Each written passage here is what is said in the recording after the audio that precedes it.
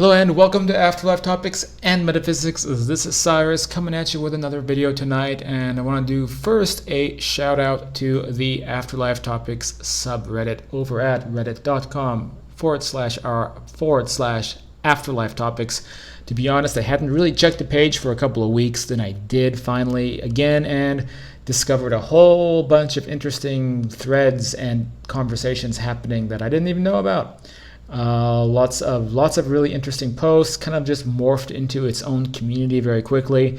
Still pretty small, not that many members, but as is usually the case with this community, whether it's on the comments or it's on the Facebook page, there's fewer numbers, but very, very active people, very active discussions, conversations, and things like that. So that's why it's kind of about, shall we say, it's not so much about the quantity as it is the quality in this community, which is never a bad thing. So if you haven't joined yet, then you can join by making a quick account on Reddit. Coming up here, Afterlife Topics and Metaphysics, we're talking about astral projection, other worlds, life beyond the grave, and the supernatural. You can join, you can make posts, you can check out the sticky posts to learn a little bit about how Reddit operates. I have a big post here called New to Reddit. Read these points before you start posting so you can get primed in how conversations work. And there's, of course, also the Facebook page, the original Facebook page that predated most of this. And that community is very big and very strong as well. So that's something to check out as well. On this video, we're going to talk about a thread I made asking people to put down their experiences having direct contact with their deceased loved ones through telephone, cell phones, social media, electronic digital communication.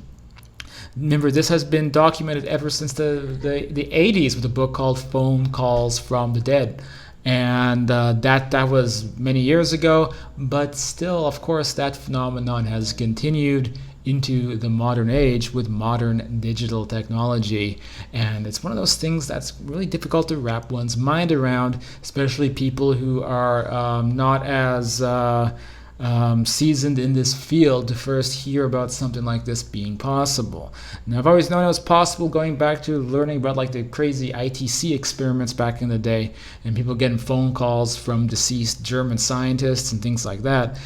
But, not many people know about the fact that just on a regular basis, when people pass over, it's not that uncommon to get an anomalous phone call, an anomalous text message, and things like that. In fact, it's much more common than people realize. Before we read some of these stories, be sure to subscribe to this channel if you haven't done so yet. It's very important to keep this little work going. Liking the page, liking the video, getting involved. Also, maybe signing up as a patron if you want to see this stuff continue to operate. By the way, a special shout out to the patrons. You guys are amazing, really helping me to take the time out to do all this work, manage communities, manage the content, work on new projects, and do videos as well. Really grateful for that. If you want to sign up and get involved and also be able to work with me personally, check out patreon.com/Afterlife Topics. The link is in the description down below. To continue, so let's take a look at some of the stories on this thread. Now, some of these I have read before, some of these I haven't, so maybe I'll be discovering a few of these with you. Again, these are all just anecdotes. Some of you all will not accept anything unless it is triple-blind laboratory conditions. Some people don't accept stories at all because stories are stories, and some of you all love that phrase or that saying that the plural of anecdote is not data. I disagree with that. I think that you can accumulate large amounts of anecdotes for sociological research. I don't dismiss that at all. Some people do. If you're one of those types of people, then, well, maybe check out the interview with Mark Pitstick a few videos back where we talk about the triple-blind experiments and the hard science behind everything we talk about. For me, I think you need both. You need a foundation of the hard science, the foundation of the really credible testing, and then you can build on top of that foundation the actual stories, the first-hand accounts, and that creates the perfect picture of what's going on, right? And I don't think that you can't really build the pyramid without one or the other. If you have just the foundation, you can't really get the solid details from first-hand accounts, whether it's this stuff or my stories about astral projection or Jurgen's stories or anything like that. So you build that foundation, and then you stack stuff on top of it, and then at the end you get that nice, beautiful pyramid where you can see what's really going on.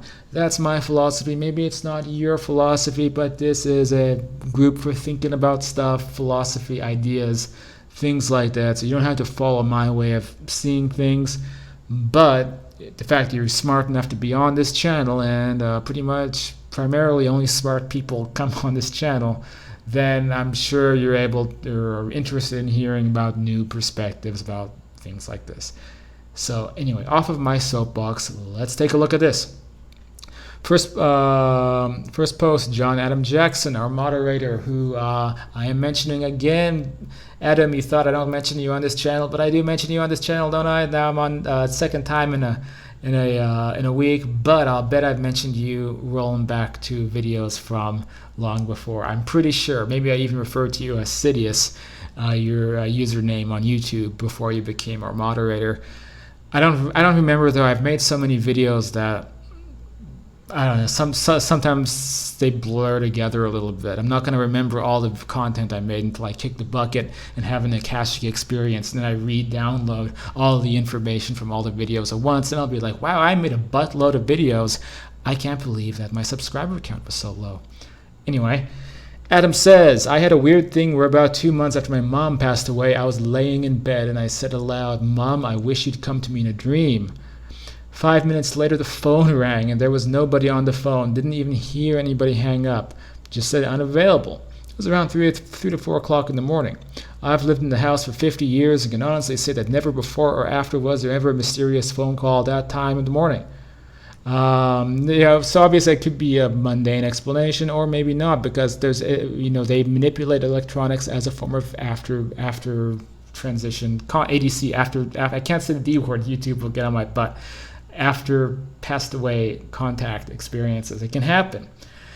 And by the way, if you're still watching this, I wanted to mention that I've conclude these stories on here with one of my own stories, and not actually my story, but a story from my father, who's also passed away. So I'm going to save that for the end because it's pretty wild.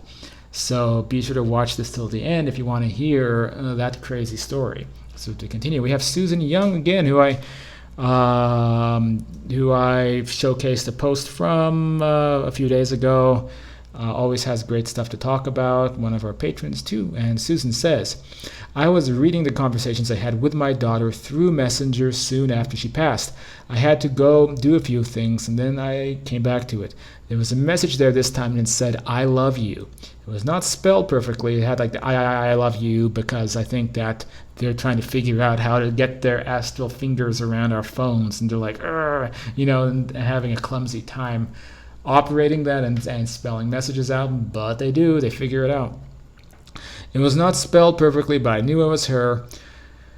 Early on, she went overboard to prove she is still here until I finally understood it. She comes around often now, but she does not have to work hard on getting messages to me anymore. I already know she is here. She's a great communicator, and Susan says that she's been thinking about me because I was pretty sick with the old virus that shall not be named when I made this post a couple weeks ago. Barbara Connor, as my father lay passing away, the torso and face of my late husband came to me from my left. Then my beloved white German Shepherd, also passed away, appeared on her right. Not a digital contact like I asked for, but an amazing ADC. Thank you, Barbara. Mick Oshik Ed? I don't think I'm saying your name correctly. I had a voicemail after my mom passed. Sounded like her when she was younger with an accent. About a week afterwards saying, I love you, thinking of you.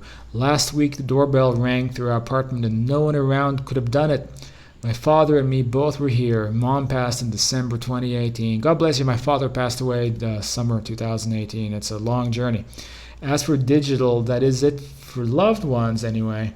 But great story. I mean, it's someone's voice, love you, thinking of you, original. This is often what they say, but it means a lot when they're able to get through like that. And they do it.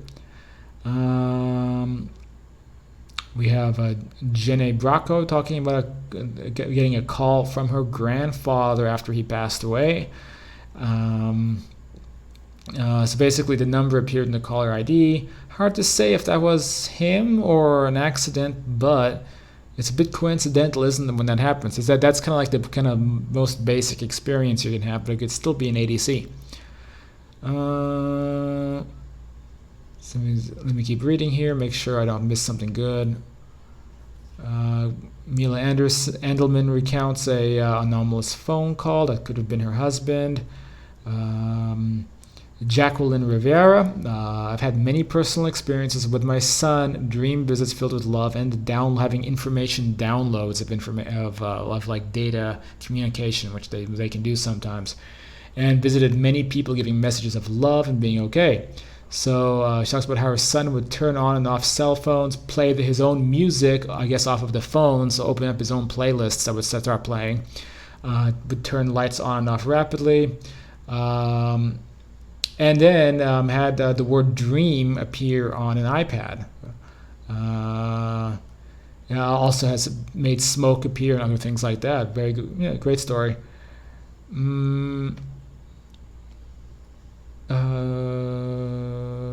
So this is a long story by Christy Eaglesham. I don't think I can recite this whole one because I can't keep this video too long, but be sure to check the thread on Facebook to read some of these stories that I missed. Paul Chick. I have not had electronic messages, but my passed over girlfriend has used Facebook by coming to people on the other side of my chat completely out of the blue on many occasions. So a deceased person coming through and talking through Facebook is electronic messages. Okay, buddy, that definitely counts. It's exactly what I'm talking about in the topic of the thread. Paul talks about I was connected to her where I was able to talk to her as if I was on the telephone to her for 36 hours straight. Now, if I recall now, I'm sorry, I remember now because Paul elaborated this whole story to me, and Paul sent me the chat transcript. It was through a third party.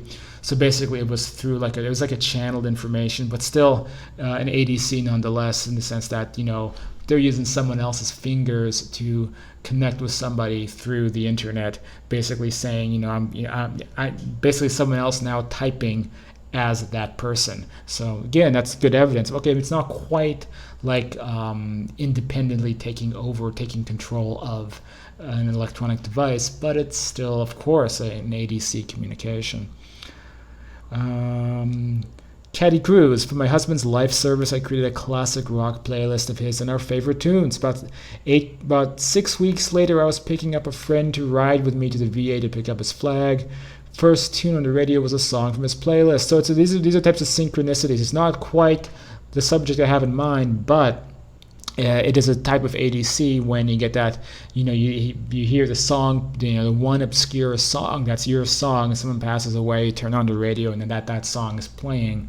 Again, very powerful for the people who experience that, because it's a synchronicity style ADC. So this is not an electronic communication, it looks like, but it's a great ADC. And let's hear this one out. I have seen my mother after she passed away, and she was standing and was young and had a smile. Often they look like that when you see them after they crossed over. They're in the prime of their health. They're beautiful. They're smiling and they're radiant. When your astral project, you see a lot of people who just look like that normally, because that's what you do when you go over that side. Is you make yourself as hot again as you possibly as you want to. At least a lot of people do that anyway. Young, radiant, full of energy. Not uncommon to see our loved ones looking like that. She passed away old and was very sick in bed and couldn't even bend her legs straight. I saw right through her. I guess she was translucent. I looked away and looked back where I saw it, and she was gone.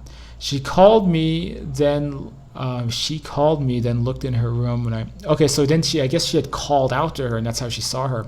The next day I felt arms hugging me. Then I opened my eyes and the feeling left me. But I know it was also her.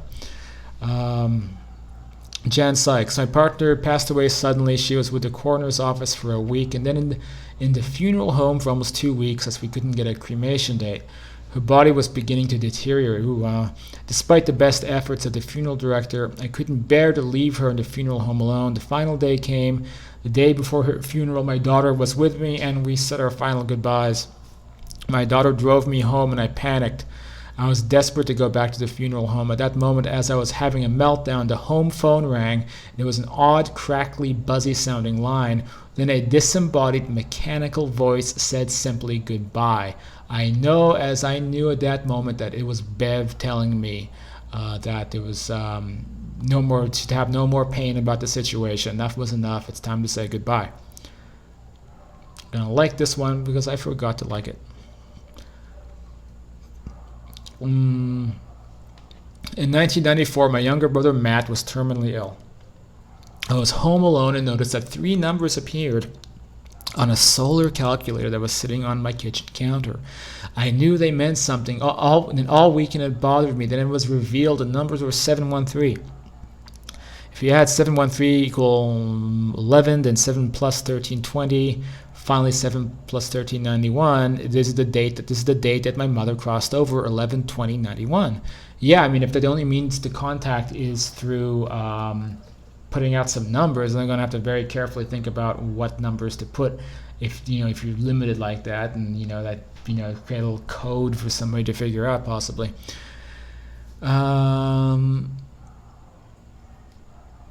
Let's keep looking for some more stories.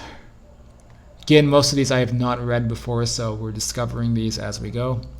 This is a big one. I don't think I can repeat the whole thing by Gogo Yubari, but please check the thread to read the whole story. I don't have quite enough time. We have Michael Lee comments, who was one of the guests on this show. I'm still working on my communication technology, which combines noise or the instability of electronics and artificial intelligence to decipher the signals into human speech. Lots of grandparents and great-grandparents come through Michael's ITC type tech. Reminds me a little bit of the kind of soul phony type stuff going on, but being worked on independently by Michael Lee. Check out the interview with Michael Lee on this channel. Alice Blue, a few months after my brother passed, I received an email from my brother that just said, "Hi." It was actually sent out to most family and friends on his Hotmail account, which was inactive at the time. So that's another common one that I hear about. The mystery emails. It's like they can't type a whole lot, but they can just it's like they're just goofing around trying to figure out how to do it. And then we'll get these little one-word emails from deceased people. Hi, hello. Sometimes like love or something. It's like all they'll say, and then everybody gets the email. I've heard about this a few times. Stephanie Wilson. One day my father-in-law got a phone call from his brother Peaches. And they said a few words, and it was a good conversation. And 2 hours or so later, he received a phone call saying his brother had passed away 4 hours earlier. Wow, I love that story. My father-in-law was like, I guess he wanted to talk to me one last time, a little bit of brotherly love. Great story. They didn't even know that he was passed away. They were chatting on the phone. They found out that he had already transitioned. They like to do that sometimes as well. Stacy Parrish, my grandfather passed in 1990. Before the funeral, even my grandma got a collect call from a Leo Barton. That was my grandpa. She unfortunately hung up, and we never did know what the call was all about, but it was probably grandpa. We have, of course, Keely. Great story here. One of our great patrons, Keely Clevenger, who's on our classes. Sometimes you've seen her in the groups, in the interviews. Keely talks about the email her family received from her uncle during her sister's wedding. So this is just like I referenced before, one of those one-shot emails. They get an email, just says one important word. It's like they don't have great earthly typing skills when they're trying to cut through here, probably because of the incompatibility between an astral body and this dimension. So all their fingers are going through the keys or whatever it is that they're using to communicate. So they don't have enough energy to write up a whole email, but they can just barely work within a very quick period of time to get like one word out and then send it before the whole thing screws up. And so you get those one-word emails from crossed over loved ones. Hi, hey, love in this case. I just referenced another story very similar to this one in the same thread, and I can remember many more like this that I've heard about, whether that's emails or Facebook or whatever it may be. So there's more here. I don't want to do I know I'm doing a disservice to people here. We have Sandra Brothers, also one of the guests on the show here, mentions the day after my uncle passed, a home phone rang and his name showed up on caller ID, and his little grandson answered it and had it on speakerphone. It was him asking if everything is okay, then just a bunch of static and then nothing, leaving it to Sandra Brothers here for an amazing, really amazing story. So thank you, Sandra. Again, Sandra has also been on this show to recount her experience. As you can stick her in the search box, you'll find that interview a few months back. And again, I'm probably missing some great stuff here. There's a final story here at the end. After my elderly father passed away, my phone kept ringing, but no one said anything when I answered. The caller ID read a positive call. I kept trying to figure out who was calling me, what that meant. Then realized it was Dad.